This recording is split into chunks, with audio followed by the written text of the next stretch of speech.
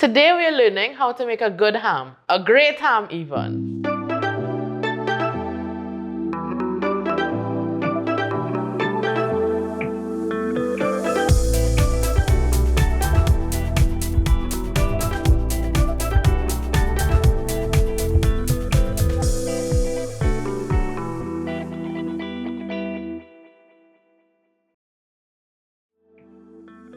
Hey everyone, welcome back, and it's so good to be back here to show you all how to make a pineapple citrus glazed ham using the very best Angostura Orange Bitters. Every year, friends, family, followers message me to find out how to bake ham. How am I going to make this ham? Can you help? So today, I'm gonna help. Okay, so to start any good recipe, as you all know already, you have to start with great ingredients. So I buy a picnic ham with the bone in, because the bone in means more flavor. So to start all of this process, you have to thaw your ham out until it's completely thawed and bring it to like room temperature. But not too, if your room is hot, not too hot. We still want it cool because food safety. So when you bring it to fully completed thaw, you're gonna take off the packaging and then you're gonna cut the net off. Do not bake your ham with the net on. Oops, daisies.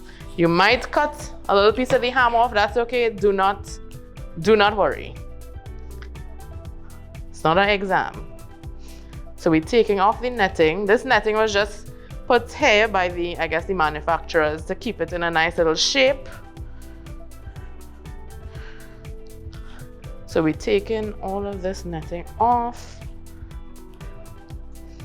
All right. So before you do all of this, of course, it's very good to be prepared.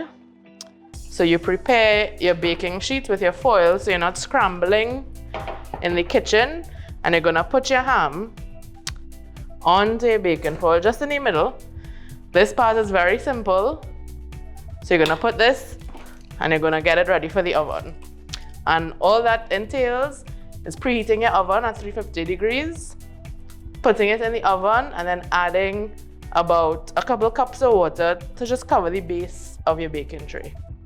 All right, so while we have our ham in the oven, we're gonna start preparing our glaze. So, it's good to be prepared.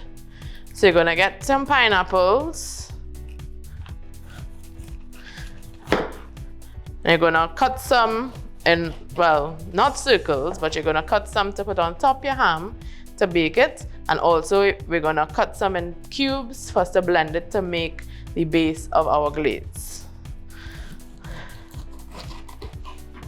And these cubes, put it in your blender. So because it's a pineapple citrus glaze, we're gonna use some fresh orange juice to blend our pineapple to get the base of our glaze. So you just pour about half in it because we don't want it too liquidy at this point. And let's go.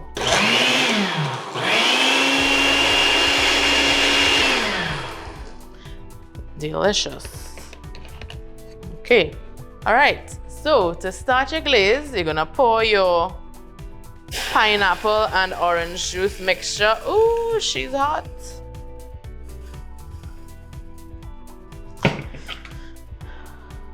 And because it's a glaze, when you think glaze, you think sugar, very sticky. So you're gonna add about a quarter cup of brown sugar,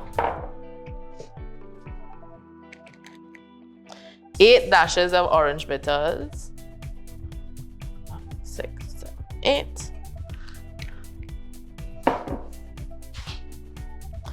And 1 dash of regular Angostura bitters. Oops. And we're gonna stir it. Right, you're gonna stir it and put it on a low flame and let it reduce significantly. So for about, let's say, 10 minutes. While this is simmering on the stove, you're gonna cut up your pineapple for your garnish. Because you know, when you're cooking, it's all about time management. So you could be doing something else while something else is cooking. That way you could finish quickly. Now we're gonna cut our pineapple to go on top of our ham, just a little garnish vibes. So you're gonna cut off the top. And you're cutting off the bottom.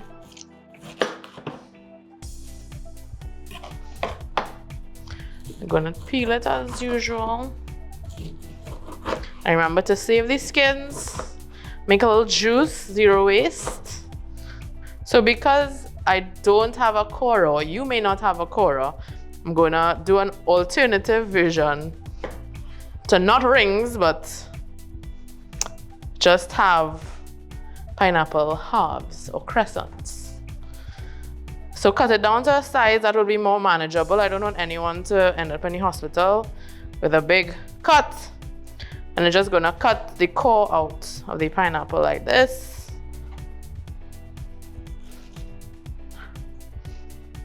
Be careful. Right, you have your core. And you have your pine. It's gonna look a little wonky, but that's okay. It's gonna taste just as good or even better than the cans. Right, and you're gonna make your little half moons. And don't do them too thick because you want to stick your clove through it as well in some parts. Okay, so we had our little mixture going. Now I'm gonna strain it a little bit because a glaze is not supposed to be like pulpy. So you get a little strainer in a bowl. And you can just pour it off in there. Stir it up. Sing a little Bob Marley. Stir it up.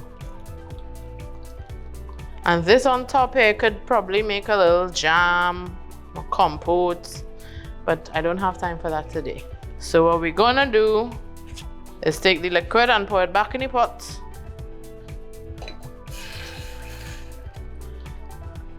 Reduce it a little more for 5 minutes.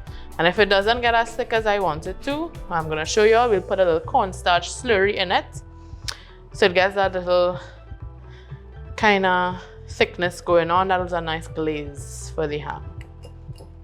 All right, so our liquid is back in the pot. And I find it just needs a little bit of more thickness. So we're gonna make a little cornstarch slurry, which is 1 part cornstarch to 2 parts water. So if you have 1 teaspoon of cornstarch, you put in 2 teaspoons of water. Right, so I have about a teaspoon of cornstarch there. I'm gonna put 2 teaspoons of water. Mix it up. You don't have to use all of this slurry. I'm just gonna put a little bit. Right, I also added a little bit of clove. And I feel I'm going to add a little dash again of the Angostura Orange Bitters. And you'll see at the same time, I went ahead and put my skins to boil because, you know, I could drink a little tea after this shoot. I'm gonna add a little bitters to that too.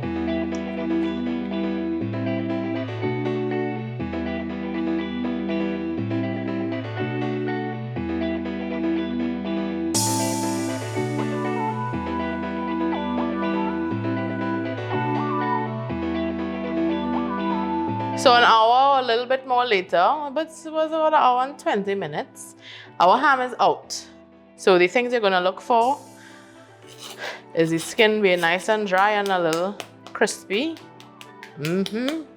So now, and also, the reason I told you or suggested that you put water in it, you know, usually when you bake ham and it just sticks to the pan and becomes very, very annoying to clean. With your water, it doesn't stick, and it also contributes some moisture to the whole baking process. So just a good tip. So now the next step is to take off the skin. You're gonna use a knife and a tongs. Hopefully you have a tongs at home. If not, you could leave it to cool and use your hand. Now we have our naked ham. I'm going to score it, so I'm going to make some diamond marks in it. I'm going to stick the clove in it and a little bit of brown sugar, and we're going to stick it back into the oven for about 25 minutes so the sugar could melt and the clove could infuse in the ham.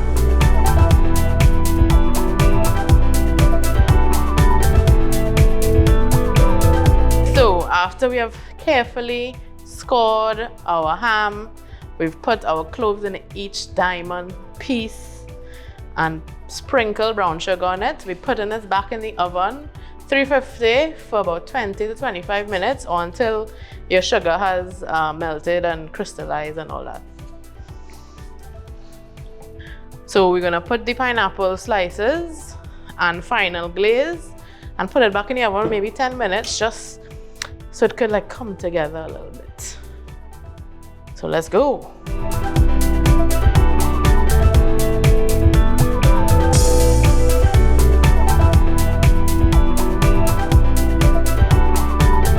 Right, and we're going back to the oven for a final little heat. All right, so after we did our whole process, the house smelling nice, your ham finished. But I have to tell you all, you need to let it rest for 20 minutes, because as you're cutting it, if it's too hot, all the juices is gonna come out on your board and then your ham might be a little dry. And I don't want you all to say that I made you make a dry ham. So let's cut into it. So you pick it from every corner. This might be my little favorite corner here. All right, and take your time and cut the ham, right? All right, nice. Take a little piece. Let's see how it tastes. I want a little piece of pineapple.